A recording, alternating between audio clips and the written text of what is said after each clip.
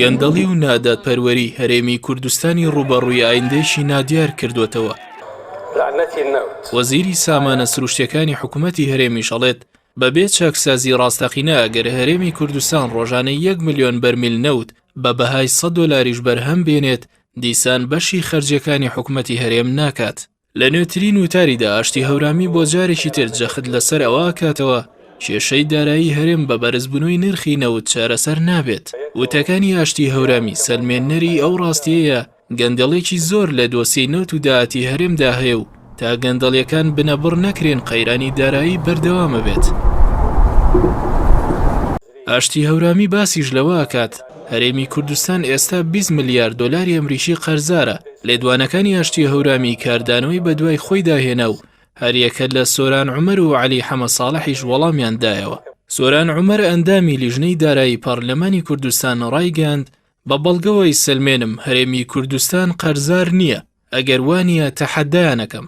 سۆران عومەر ئاماژەش بەوە ئەکات حکوومەتی هەرێمی کوردستان لە ئێستادا بەبێ پارەی نەوتی کەرکووک و داهاتی ناوخۆی سوتەمەنی خاوەنی 8 تریلیۆن و 811 دینارە.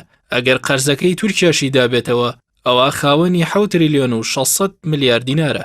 ئاشتی هەورامی لە وتارەکەیە باز لەوە شەکات داعش زیانی بە نەوت و کێڵگەکانمان گەیاندووە لە بەرامبەردا عەلی حەمە ساڵح ڕایەگەێنێت بەوەی شەڕی داعشەوە لە دوای مانگی 7 2014 یەکێتی و پارتی 12 میلیارد دۆلاری نەوتی کێڵگەکانی کەرکووکیان فرۆشتووە کە پێشتر لە دەست حکوومەتی عێراقدا بووە. ئەو پارەیەش نەدرا بە خەڵکی و بەشی 24 موچەیە کرد. لەلایەکی دیکەوە دەربارەی دۆخی دارایی و ژیانی خەڵک پەرلەمانتارێکی پارتی ئەڵێت لە جیاتی ئاسۆیەکی ڕوون دووکەڵێکی تاریک و ڕەش ئەبینم. فرسەت سۆفی ئەندامی پەرلەمانی کوردستان لە لاپەڕی تایبەتی خۆی لە تۆڕی کۆمەڵایەتی فەیسبوک دەربارەی دۆخی کوردستان نووسیوێتی ئەترسم دەردی کوشندەی گەندەڵی و نەعەدالەتی و دووبەرێکی ناوخۆیی هەموو ڕیسەکەمان کاتەوە بەخوری و ئەوەی بە خوێن و فرمێسک بەدەستمان هێناوە بیکەینە قوربانی خەڵکانێکی پیسخۆر کە قەت قاسە و گیرفانیان پڕ نابێت.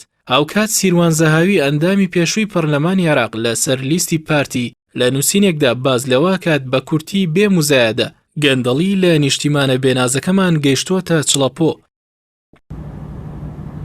ئێستا حکوومەتی هەرێمی کوردستان بەهۆی گەندەڵی لە داهاتی نەوت و ناوخۆ ناتوانێت گرفتی موچەی فەرمانبەران چارەسەر بکات. هیچ پرۆژێکی جدیش نییە بۆ بنەبڕکردنی گەندەڵی و بەدادگاگەیاندنی گەندەڵکاران.